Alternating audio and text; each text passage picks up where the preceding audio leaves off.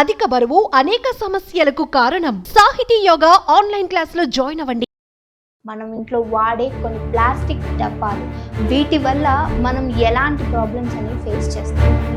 First ఈ చిన్నపిల్లల bottles మీరు ఎలా క్లీన్ చేస్తున్నారు, అసలు బేబీకి ఫీడింగ్ ఎట్లా వాడుతున్నారు? స్పెసిఫిక్గా మనకి ఏంటంటే లాంగ్ టర్మ్లో అంటే చైల్డ్ డెవలప్మెంట్లో అంటే మైల్ స్టోన్స్ అచీవ్ చేయడంలో కానీ, మెమరీ ఫంక్షన్లో కానీ, కాగ్నిషన్లో కానీ డిలే అయిపోతా ఉంది. ఈవెన్ మదర్స్ రెగ్యులర్గా ఈ ప్లాస్టిక్ బాటిల్స్లో కన్జ్యూమ్ చేయడం వల్ల అది వాటర్ అవ్వచ్చు, ఏదైనా ఫామ్ అవ్వచ్చు. ఈవెన్ మిల్క్ ప్రొడక్షన్లో కూడా ఈ ప్లాస్టిక్ ఇస్ గోయింగ్. ఈ మైక్రో ప్లాస్టిక్స్ అనేది మిల్క్ అంటే మనం అప్పుడే పుట్టిన బేబీకి కూడా ఈ మైక్రో ప్లాస్టిక్స్ వెళ్తున్నాయి.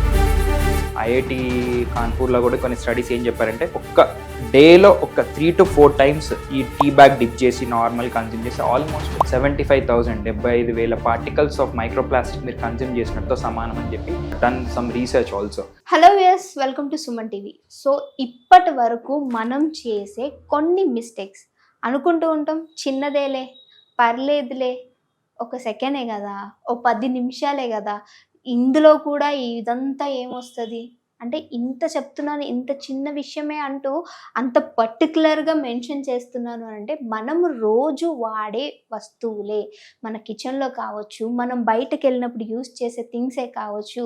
సో వాటన్నిటి వల్ల మన బాడీలో కొన్ని ఆర్గాన్స్ దెబ్బతినే అవకాశం ఉంది. సో ఇది ఎప్పటి నుంచో వింటూ ఉన్నాము, కానీ దానిపైన అవగాహన ఉన్నా దాన్ని కట్ చేయాలి అని అంటే మనకి మనసు రాదు. ఫస్ట్ ఆఫ్ ఆల్ ఎందుకనంటే చెప్పా కదా, చిన్నదే కదా, పర్లేదులే, ఇప్పుడే కదా వాడేస్తున్నాం, తర్వాత వదిలేస్తాం కదా అని. అందులో కొన్ని థింగ్స్ వల్ల మన చిన్న పిల్లలు పుట్టిన బేబీస్లో ఎలాంటి డిసీజెస్ వస్తాయి, మనం ఇంట్లో వాడే కొన్ని ప్లాస్టిక్ డబ్బాలు, వీటి వల్ల మనం ఎలాంటి ప్రాబ్లమ్స్ అనేవి ఫేస్ చేస్తాం. ఇంకొకటి వాటర్ బాటిల్స్. సో బయటకు వెళ్ళినప్పుడు మనం క్యారీ చేయడానికి తీసుకెళ్లే వాటర్ బాటిల్ నుంచి షాప్లో తీసుకునే వాటర్ బాటిల్ వరకు ఈ ప్లాస్టిక్ వల్ల ఎలాంటి డ్యామేజ్ జరుగుతుంది బాడీలో అనేది మనందరికీ అవగాహన ఉన్న విషయం అయినప్పటికీ దీన్ని నెగ్లెక్ట్ చేస్తూ ఉంటాం. సో ఈ నెగ్లెక్ట్ చేయటం వల్ల ఎలాంటి ప్రాబ్లమ్స్ వస్తాయని చెప్పడానికి ప్రస్తుతం మనతో పాటు ఉన్నారు డాక్టర్ ఆకర్ష్ గారు. మాట్లాడేద్దాం. So hi sir. Hi.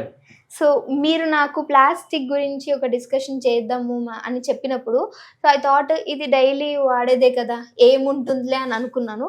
But అందులో అంటే డీప్గా వెళ్ళి డిస్కషన్ చేసినప్పుడు నాకు అర్థమైంది, మనం డైలీ వాడే వస్తువుల వల్ల మన బాడీలో ఎలాంటి చేంజెస్ వస్తాయి, ఫర్దర్గా ఫ్యూచర్లో మనం ఎంత ప్రాబ్లం ఫేస్ చేస్తాం అనేది. ఇట్స్ వాస్ నిజంగా షాకింగ్ అనమాట.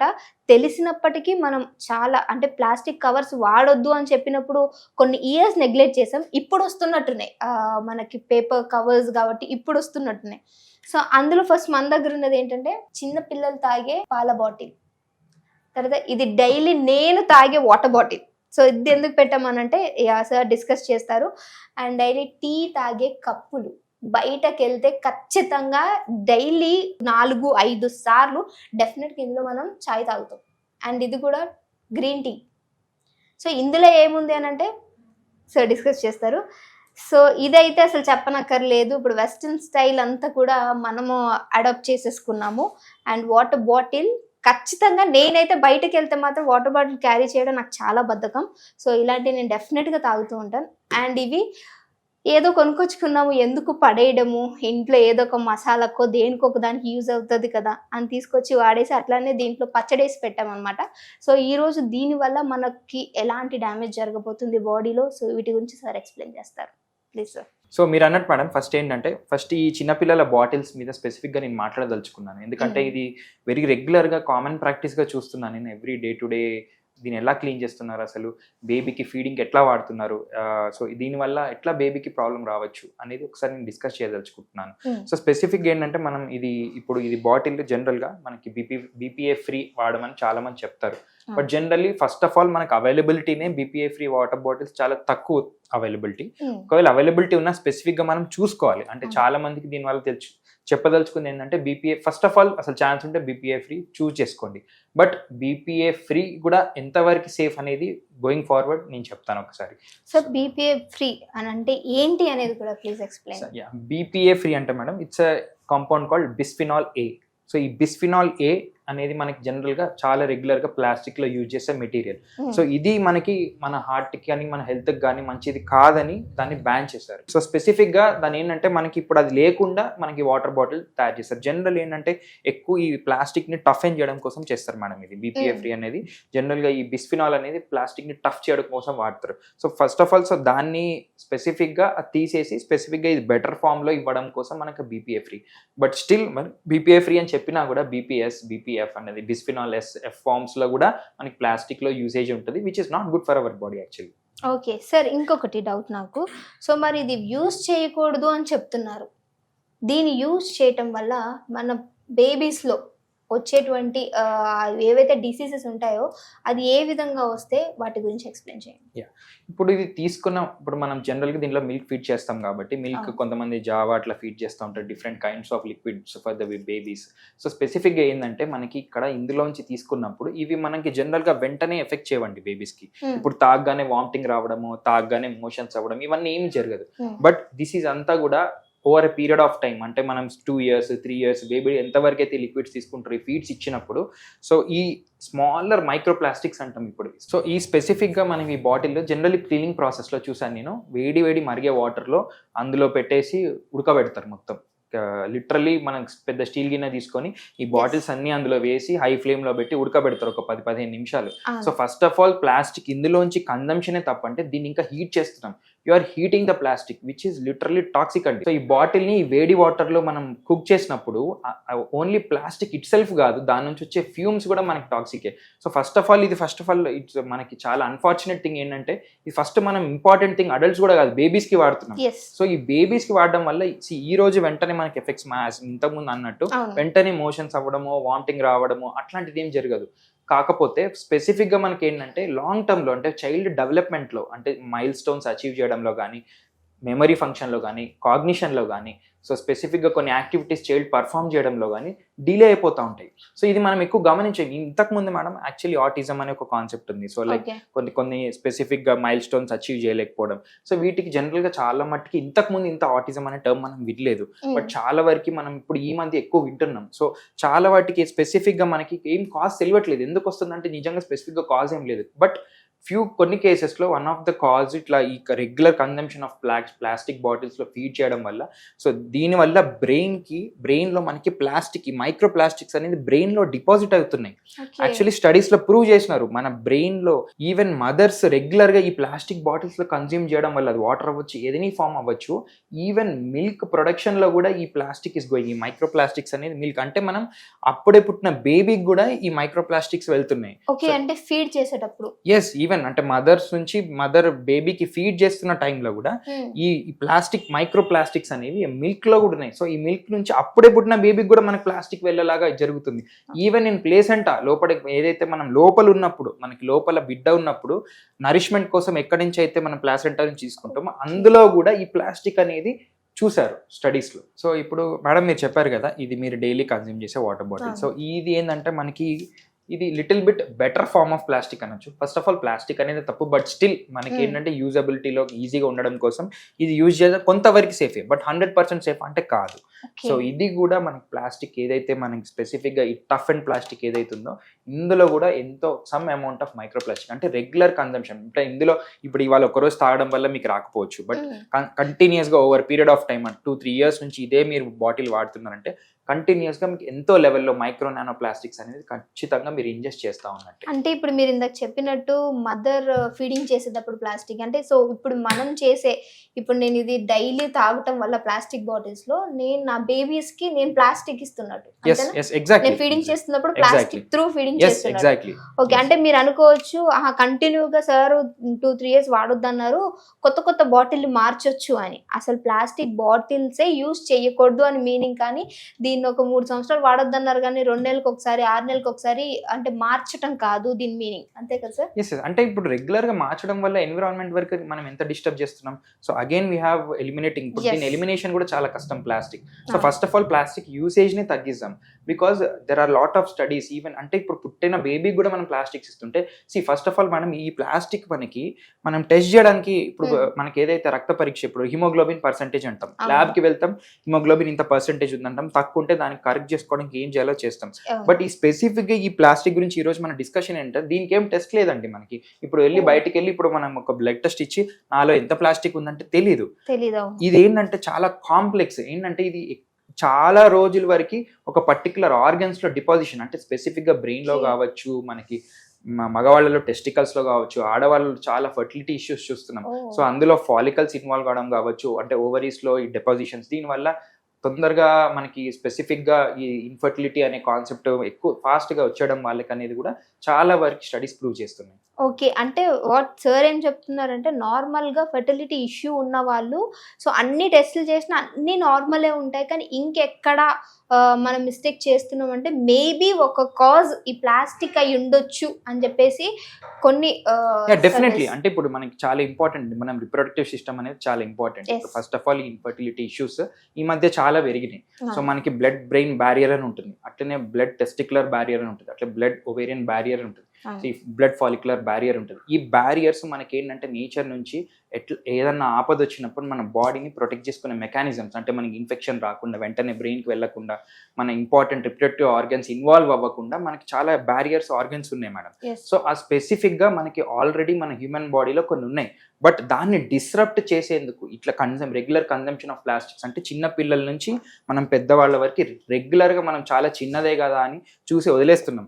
బట్ ఇది మనకి ప్రాబ్లం ఏంటంటే ఇమ్మీడియట్గా ఎఫెక్ట్ మనకి చూపించకపోవడం వల్ల దీన్ని చాలా డౌన్ ప్లే చేస్తున్నాం. సో ఇప్పుడు ఏమవ్వదు, just next generation they will have newer problems. ఇప్పుడు ఆల్రెడీ మనం ఫర్టిలిటీ ఇష్యూస్ ఇంతకుముందు ఎప్పుడు చూడలేదు. ఇప్పుడు ఈ ఆటిజం అనే కాన్సెప్ట్ ఎక్కువ మనం వింటున్నాము, అంటే బ్రెయిన్ డెవలప్మెంట్ అని మందగించడం.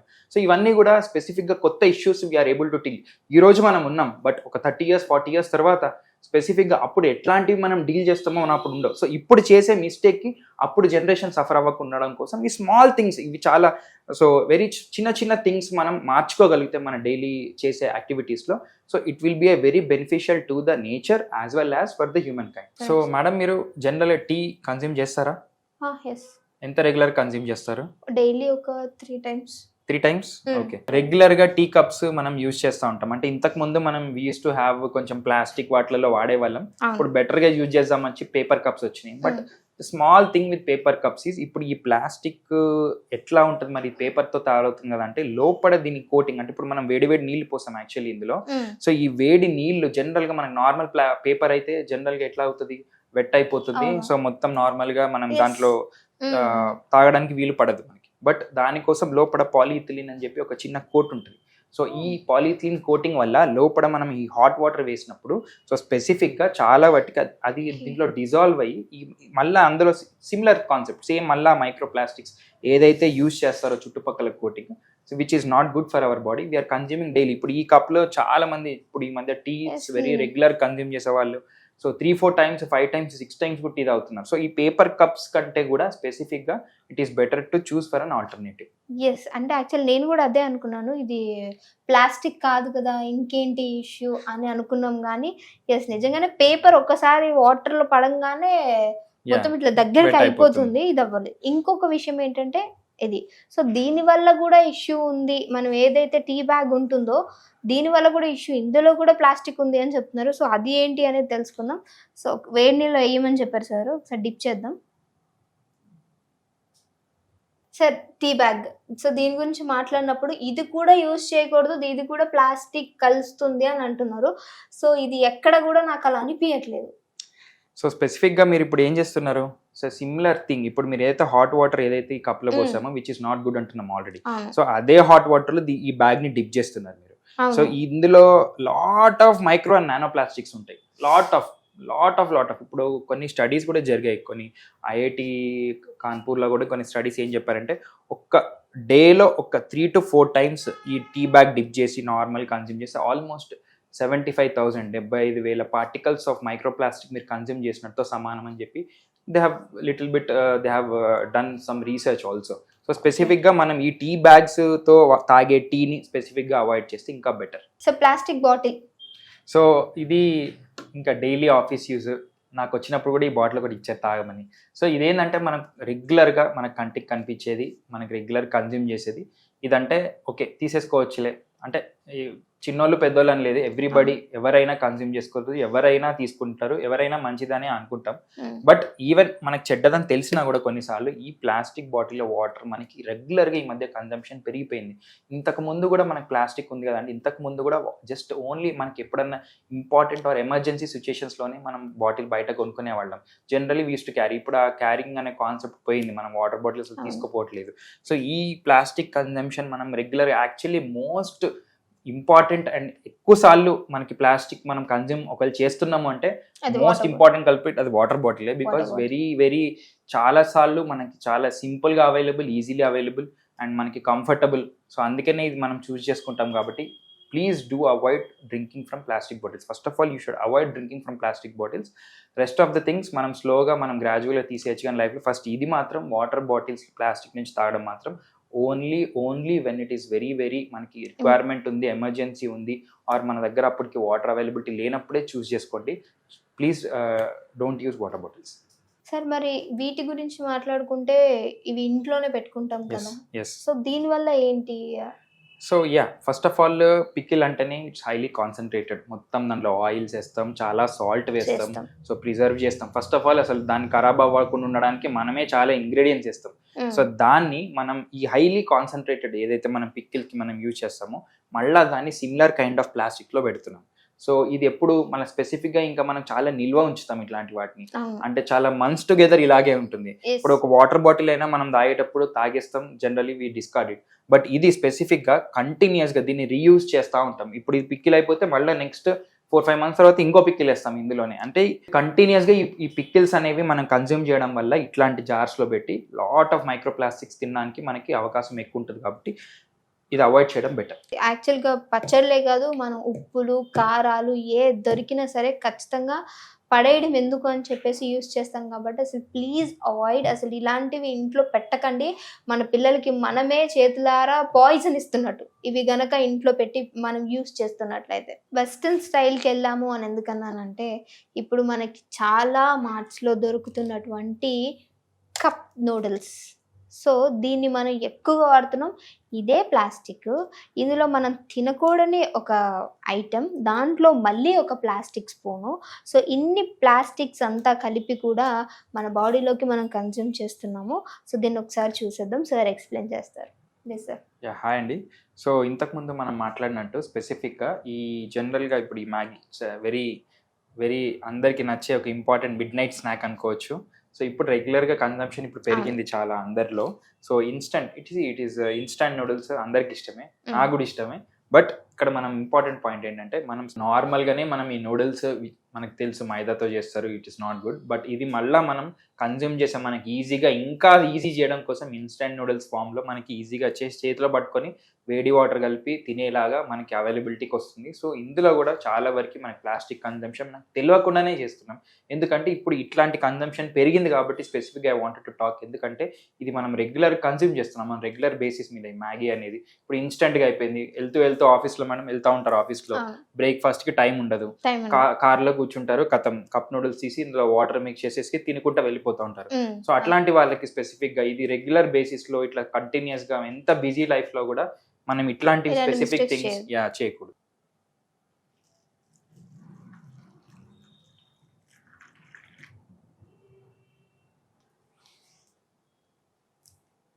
మనకి ఆల్మోస్ట్ హాట్ వాటర్ వేసాం. సో రెగ్యులర్గా మనం యాక్చువల్లీ మీకు అది తీసేసింది ఎందుకంటే మీకు చూడడానికి కోసమే యాక్చువల్లీ స్పెసిఫిక్ ఇట్లా ప్లాన్ చేసినాము.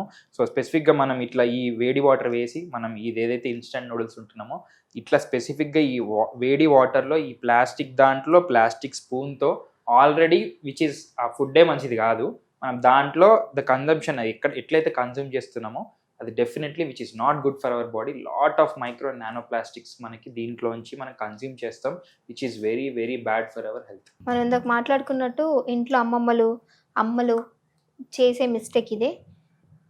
ఇలా చేయకూడదు, ఇంత వేడి నీళ్ళు ఇంకా గ్యాస్ పైన పెట్టి దీన్ని బాయిల్ చేస్తూ ఉంటారు. సో ఇలా చేయటం వల్ల ఇందులో ఉన్నటువంటి ప్లాస్టిక్ పార్టికల్స్ ఏవైతే ఉంటాయో, ఈ ప్లాస్టిక్ పార్టికల్స్ ఇవన్నీ కూడా మనకి ఇట్లా బాయిల్ చేయడం వల్ల అసలు ప్లాస్టిక్ ని హీట్ చేయకూడదు. సో దాన్ని మనం బాయిల్ చేస్తున్నాం. సో అందులోంచి వచ్చే మెటీరియల్స్ ఆ ఫ్యూమ్స్ టాక్సికే, అందులో మనం కన్జ్యూమ్ చేస్తే ఇంకా టాక్సిక్. సో మరి దీనికి ఎట్లా స్పెసిఫిక్గా అనేది మనం వీ షుడ్ నాట్ బాయిల్. మనం నార్మల్ ఇప్పుడు స్టెరిలైజర్స్ వచ్చినాయి బేబీస్ వాడేవి, నార్మల్ కొన్ని మనకి కెమికల్స్ లేని కొన్ని వాషెస్ వచ్చినాయి, దాంతో స్పెసిఫిక్గా వీటి క్లీనింగ్ ప్రాసెస్ యూజ్ చేస్తే better. So please don't boil your kids. ఏదైతే మీరు ఫీడింగ్ బాటిల్స్ ఏదైతే ఇట్లా చేస్తున్నారో బాయిలింగ్ అనేది కైండ్లీ ట్రై టు అవాయిడ్. ఓవరాల్గా మొత్తం అంతా కూడా ప్లాస్టికే ఉందన్నమాట. సో సార్ చెప్పినట్లు మనం రోజు వాడేటువంటి కొన్ని వస్తువులు, అందులో మెయిన్గా పిల్లలకి ఇచ్చేటువంటి ప్లాస్టిక్ బాటిల్స్, మనం కన్సూమ్ చేసే ప్లాస్టిక్ బాటిల్స్, ఇంట్లో వాడే వస్తువులు అన్నీ కూడా ప్లాస్టిక్ తోటే రిలేటెడ్ ఉన్నాయి. కాబట్టి వీలైనంత మట్టుకు వాటిని అవాయిడ్ చేయడం వల్ల కొన్ని రోగాల నుంచి బయటపడే అవకాశం అయితే ఉంది. సో మన గవర్నమెంట్ కూడా ఆల్రెడీ చెప్తూనే ఉన్నారు ప్లాస్టిక్ కవర్స్ కూడా అసలు అవాయిడ్ చేయండి అని. సో కొంత మేరకు కొన్ని సంవత్సరాల తర్వాత ఇప్పుడు మనము ఆ కవర్స్ అనేవి కొంచెం బ్యాన్ చేసి ఎక్కడ కూడా ప్లాస్టిక్ కవర్స్ నిషేధం అని చెప్పేసి చూస్తున్నాం. సో మరి ఇవన్నీ పోవాలంటే ఇంకెన్ని సంవత్సరాలు పడుతుందో తెలియదు. కాబట్టి మనం ఇప్పటి నుంచో కొంచెం అవేర్నెస్తో ఉంటే మన పిల్లల భవిష్యత్తు మన చేతుల్లోనే ఉంటుంది. So thank you so much for you watching. ఈ వీడియో మీకు నచ్చినట్లయితే ఖచ్చితంగా మీ ఫ్రెండ్స్కి, మీ ఫ్యామిలీ మెంబర్స్కి అందరికీ షేర్ చేయండి. Thank you so much for you watching. Thank you sir. Thank you very much.